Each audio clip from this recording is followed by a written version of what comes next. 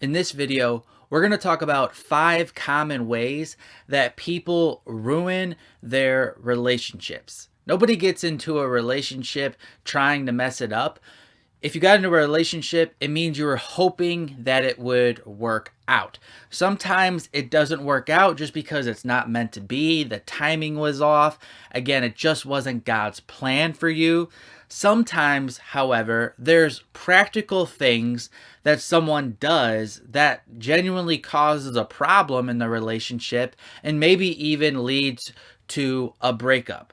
So, number one, the first common way that people ruin a relationship is by wanting it to work too bad. When you want it to work too bad and you're putting too much pressure on this relationship, you're actually creating a self-defeating process, and you're more likely to cause harm rather than to help your relationship succeed. Humans in general, when they feel forced to do something, end up choosing the opposite of what they're feeling forced to do. So if someone you're dating feels like you're forcing them to like you and forcing them, and they feel all this pressure that you're putting on them because you want it to work so bad, they're going to end up not liking you as much because you're taking away their choice. The second common way that people often ruin their relationship is by not talking about the problems that are occurring. So if your boyfriend offends you and then you just don't answer his calls for 3 days, that's a sure way to screw up a relationship. Or for example, if you're a guy and your girlfriend said something to you and you just really weren't quite sure what she meant, and then you're distant the rest of the night because you don't want to talk about it. You think you're making it better by not bringing it up, but in reality, she knows you're upset and she doesn't know why. And then she starts thinking you don't like her, and no one's talking about the real problem, which is that you felt like she said something that hurt your feelings. But because you're not talking about it, there's all this confusion, and it just creates a bigger and bigger problem. So if you refuse to actually address the problems that pop up in your relationship, because they always do, you're going to sabotage yourself in the process. It says in Ephesians 4 verse 31, get rid of all bitterness. You got to talk about it. Don't let that root of bitterness grow inside of you. The third common way that people often ruin a relationship is by talking about every single little problem that ever happens. So just as point 2 was that if you never talk about a problem, it's going to ruin your relationship, it's just as dangerous to feel like you need to talk about everything ad nauseum all the time. Like, that's going to wear the other person out, and you're going to just overanalyze everything and create issues that really aren't there. If you're always looking for problems, you're going to find problems. It says in Proverbs 19 verse 11, a person's wisdom yields patience. It is to one's glory to overlook an offense. When you get mature in your relationship skills, and most importantly in your spiritual relationship with God, you'll learn the difference of when you really need to talk about something and you just can't let it go, versus letting it go on your own and just saying, hey, it's to a man's glory to overlook an offense. It's not a big deal. I'm just going to let that go. The fourth common way that people often ruin their relationships is by interpreting everything the other person says in the worst way possible. So when people say things to us, a lot of times we interpret what they mean rather than just taking their words at face value. And so, very similar to the last part where you're always looking for a problem, if you're just taking every statement the most negative way possible, you're going to feel offended a lot of the times, and the relationship isn't going to work out well. So as a rule of thumb, you should just receive what that person says with the best intention possible. You should just assume they mean it in the best way that it could possibly meant to be said.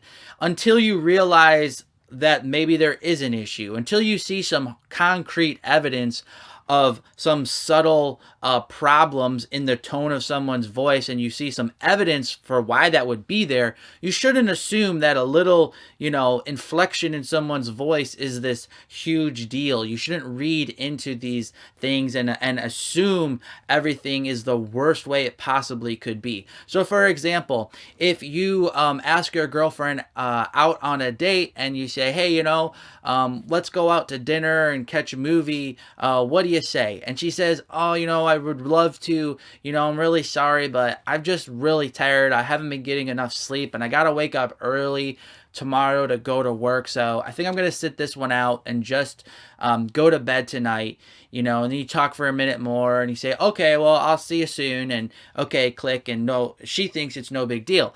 If you hang up the phone and you think her saying that she doesn't want to go out and she wants to get some sleep is her actually saying she doesn't like you anymore and she's moving on and there must be a problem and she just doesn't want to talk about it, well, now you're assuming the worst when she just said she's tired and she needs some sleep.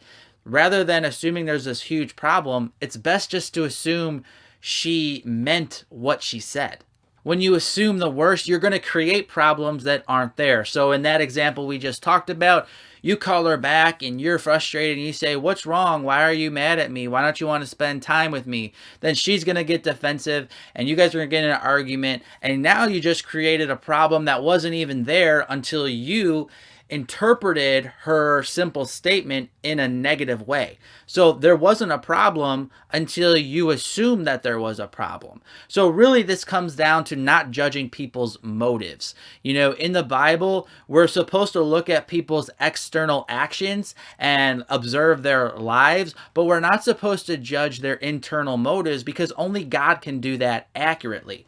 For example, in Matthew 7, verses 1 through 2, Jesus says, do not judge, or you too will be judged. For in the same way you judge others, you will be judged. And with the measure you use, it will be measured to you. And finally, the fifth common way that people ruin their relationship is by smothering each other and letting the relationship completely take over their lives. God has not designed us to just need one relationship in our lives. Communities are full of all different types of people, of all different types of ages, and we're meant to all interact with each other in a special way. Now, obviously, a husband and wife is a special relationship that's unlike any other. So when you're dating, it's natural for you to prioritize this person as you're moving towards marriage. There's nothing wrong with that. But when you start isolating yourselves and smothering each other, you're going to become unhealthy. And when you become unhealthy because you don't have other good relationships that are meant for your health, well, then your relationship itself is actually going to become unhealthy. Relationships require two healthy people to make a healthy relationship. When when your individual health is compromised because you're over focusing on the relationship, you actually end up ruining the relationship in the process because you're not taking care of your health and the other parts of your life that you need to be healthy. So if you stop going to church, you stop going to small group, you stop interacting with your pastor, your Christian friends, your parents, other support systems that you had in your life, all of a sudden you're going to not have what God designed you to have.